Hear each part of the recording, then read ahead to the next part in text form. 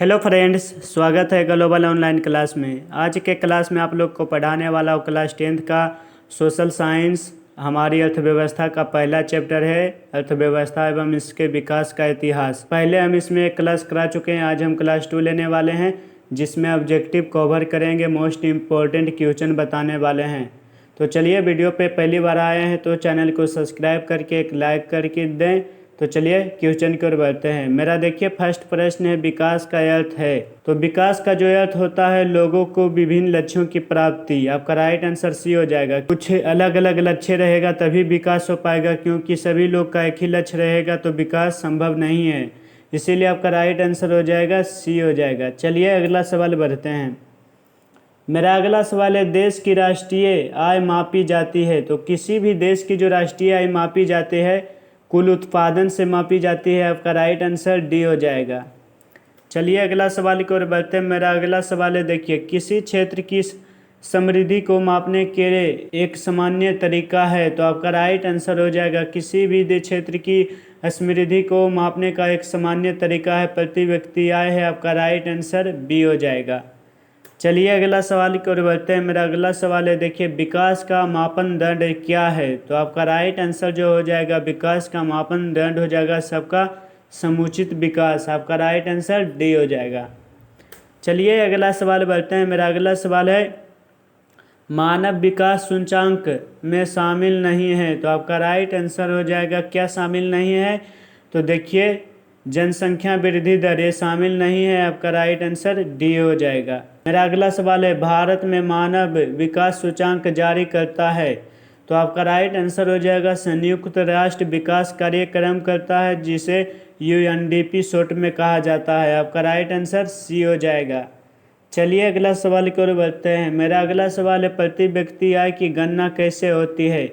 प्रति व्यक्ति आय अगर निकालना होता है तो कुल आय और जनसंख्या से, कुल जनसंख्या से भाग दे देते हैं तो हमारा निकल जाता है प्रति व्यक्ति आय। आपका राइट आंसर सी हो जाएगा। चलिए अगला सवाल की ओर बढ़ते हैं। मेरा अगला सवाल है, निम्नलिखित में से कौन सा राज्य प्रति व्यक्ति आय में अग्रणी है, यानी सबसे अधिक है प्रति व्यक्ति आय। तो केरल में है। आपका राइट आंसर डी हो जाएगा। तो मेरा अगला सवाल है, बेहतर जीवन स्तर के लिए आवश्यक है। तो आपका राइट आंसर जो हो जाएगा, बेहतर जीवन के जीने के लिए क्या आवश्यक है, अच्छी आय, शिक्षा, स्वास्थ्य, ये सभी है बेहतर जीवन जीने के लिए। तो आपका राइट आंसर डी हो जाएगा। तो चलिए अगला सवाल की ओर बढ़ते हैं। मेरा अगला सवाल देखिए, जनसंख्या के हिसाब से भारत का कौन सा राज्य सबसे बड़ा है। तो आपका राइट आंसर हो जाएगा, जो सबसे आबादी वाला राज्य हमारा है भारत का, यूपी है। आपका राइट आंसर बी हो जाएगा। चलिए अगला सवाल की ओर बढ़ते हैं। मेरा अगला सवाल है, शिक्षा का स्तर किस प्रकार से मापा जाता है। तो साक्षरता से मापा जाता है। तो आपका राइट आंसर हो जाएगा छात्र दर। आपका राइट आंसर बी हो जाएगा। चलिए अगला सवाल की ओर बढ़ते हैं। मेरा अगला सवाल देखिए है, केरल राज्य किस क्षेत्र में सबसे आगे है। तो केरल जो राज्य है उद्योग, कृषि, तो स्वास्थ्य में सबसे अधिक आगे है। आपका राइट आंसर सी हो जाएगा। चलिए अगला सवाल की ओर बढ़ते हैं। मेरा अगला सवाल है, देखिए जीवन प्रत्याशा का अर्थ है। तो आपका राइट आंसर हो जाएगा, जीवन प्रत्याशा का जो अर्थ होता है जन्म के समय औसत आयु। आपका राइट आंसर ए हो जाएगा। चलिए अगला सवाल की ओर बढ़ते हैं। मेरा अगला सवाल है, मानव विकास सूचकांक में उच्चतम स्थान प्राप्त करने वाला पहला देश कौन सा है। तो आपका राइट आंसर हो जाएगा नॉर्वे है। आपका राइट आंसर हो जाएगा बी हो जाएगा। यही वो समानता को मापने के लिए प्रयोग किए जाने वाला एक संकेतक है। तो आपका राइट आंसर हो जाएगा जीनी गुणांक है। आपका राइट आंसर सी हो जाएगा।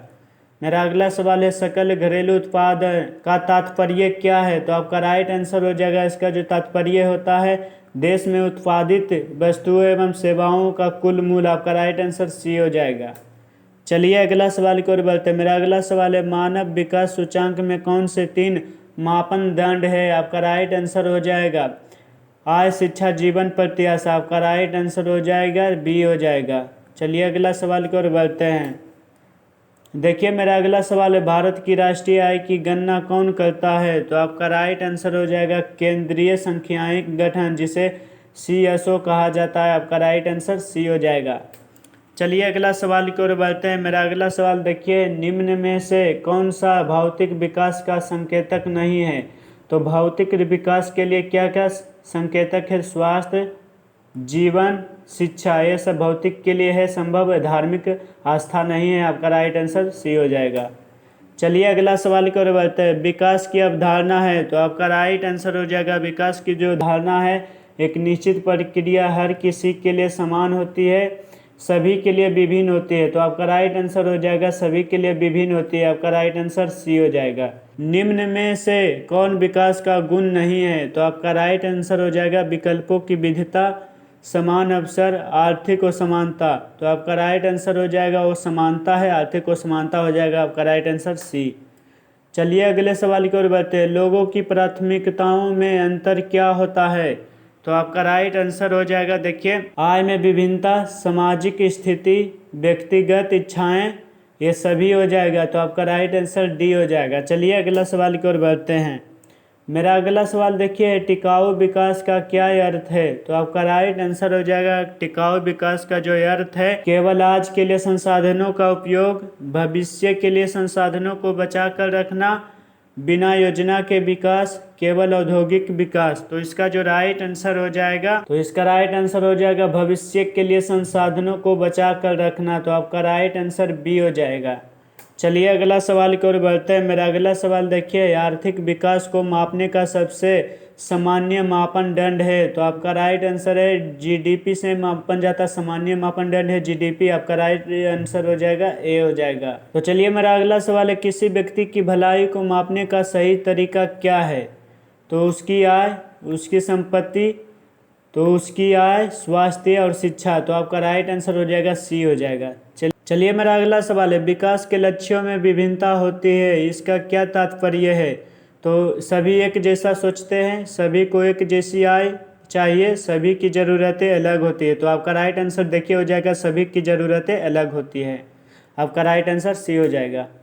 चलिए अगला सवाल की ओर बढ़ते हैं। मेरा अगला सवाल है देखिए मानव पूंजी का मुख्य घटक है, तो मानव पूंजी का जो मुख्य घटक हो जाएगा भूमि, श्रमिक, शिक्षा, पूंजी। तो आपका राइट आंसर शिक्षा हो जाएगा, सी हो जाएगा।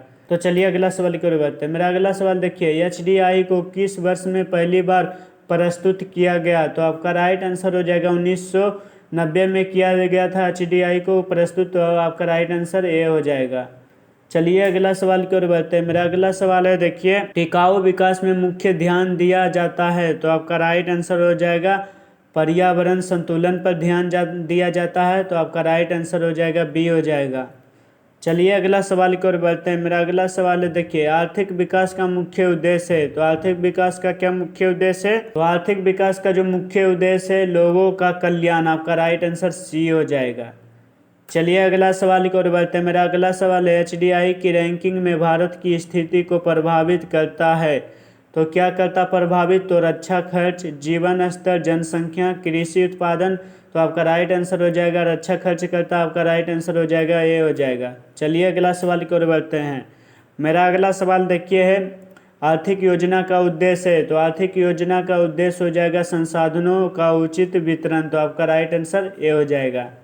चलिए अगला सवाल की ओर बढ़ते हैं। मेरा अगला सवाल है देखिए बिहार जैसे राज्यों की प्रति व्यक्ति आय कम क्यों होती है, तो देखिए बिहार की जो शिक्षा, उच्च विकास दर, कम औद्योगिकीकरण और अधिक जनसंख्या, इसी के कारण बिहार बहुत पिछड़ा है। तो आपका राइट आंसर सी हो जाएगा। चलिए अगला सवाल की ओर बढ़ते हैं। शिक्षा किस प्रकार का संसाधन है, तो आपका राइट आंसर हो जाएगा प्राकृतिक, भौतिक, मानवीय, खनिज। तो देखिए हो जाएगा मानवीय है, राइट आंसर हो जाएगा सी। चलिए अगला सवाल की ओर बढ़ते हैं। विकास के मापदंड में कौन सा सबसे महत्वपूर्ण है, तो आपका राइट आंसर हो जाएगा औद्योगिकीकरण, प्रति व्यक्ति आय, सैन्य शक्ति, खेल। तो आपका राइट आंसर इसमें हो जाएगा प्रति व्यक्ति आय हो जाएगा इसका राइट आंसर। तो चलिए अगला सवाल की ओर बढ़ते हैं। मेरा अगला सवाल है विकास की तुलना करने के लिए सबसे सरल उपाय है, तो आपका राइट आंसर हो जाएगा इसका जो सबसे सरल उपाय हो जाता है प्रति व्यक्ति आय की तुलना। आपका राइट आंसर सी हो जाएगा।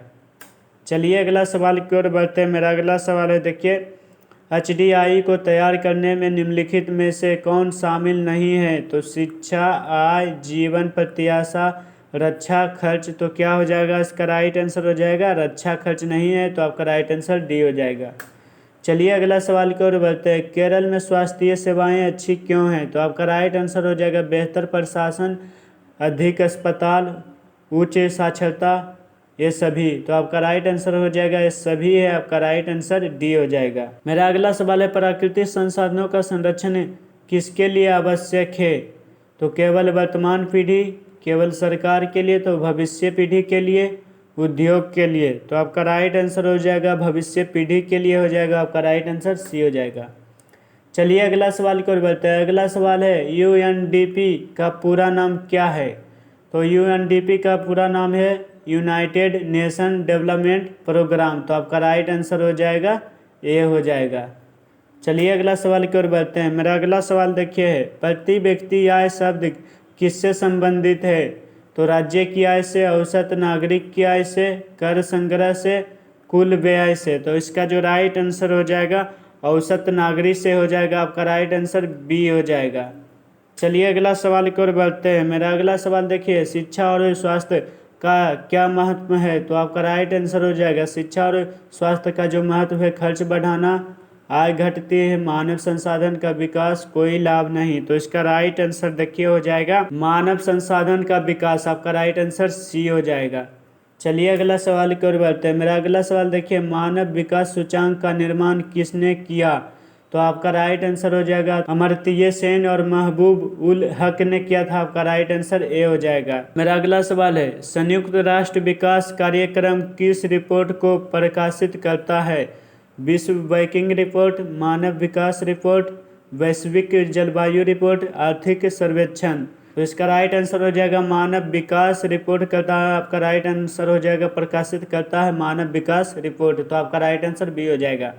चलिए अगला सवाल की ओर बढ़ते हैं। अस्थायी विकास किसे कहते हैं? तो आपका राइट आंसर हो जाएगा जो लंबे समय तक टिके हैं, जो जल्दी समाप्त हो जाए, जो केवल एक पीढ़ी के लिए हो, जो केवल पर्यावरण को नुकसान पहुंचाए। तो इसका देखिए राइट आंसर हो जाएगा वो। तो इसका राइट आंसर हो जाएगा जो जल्दी समाप्त हो जाए। तो इसका राइट आंसर बी हो जाएगा। चलिए अगला सवाल की ओर बढ़ते हैं। मेरा अगला सवाल देखिए है, जीवन प्रत्याशा बढ़ाने का मतलब है? तो जीवन प्रत्याशा बढ़ाने का मतलब है लोग कम जीते हैं, लोग लंबे समय तक जीवित रहते हैं, जीवन स्तर गिरता है, कोई परिवर्तन नहीं है। तो इसका राइट आंसर हो जाएगा लोग लंबे समय तक जीवित रहते हैं। तो आपका राइट आंसर बी हो जाएगा। चलिए अगले सवाल की ओर बढ़ते हैं। बेहतर स्वास्थ्य सेवाओं से क्या प्रभाव पड़ता है? मृत्यु दर बढ़ती है, बीमारियां बढ़ती है, जीवन प्रत्याशा घटती है, लोगों का जीवन स्तर सुधरता है। तो आपका राइट आंसर हो जाएगा लोगों का जीवन स्तर सुधरता है, आपका राइट आंसर डी हो जाएगा। मेरा अगला सवाल है, विकास की अवधारणा किस पर आधारित है? तो आपका राइट आंसर हो जाएगा आर्थिक लाभ पर, व्यक्तियों की आवश्यकताएं और आकांक्षाएं, युद्ध और शक्ति, राजनीतिक प्रभाव। तो इसका राइट आंसर हो जाएगा व्यक्तियों की आवश्यकताएं और आकांक्षाएं। तो आपका राइट आंसर हो जाएगा बी हो जाएगा।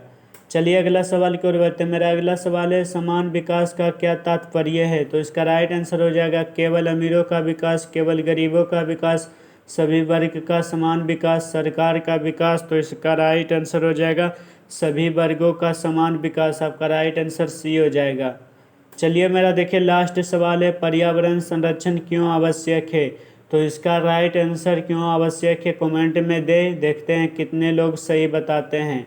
तो चलिए फ्रेंड्स, जनरल नॉलेज भी पढ़ने के लिए इस चैनल को ज्वाइन कर ले, और इसी तरह से आप लोग को ऑब्जेक्टिव का क्लास, सब्जेक्टिव का क्लास, सब कुछ इस पर आप लोग को अवेलेबल मिल जाएगा।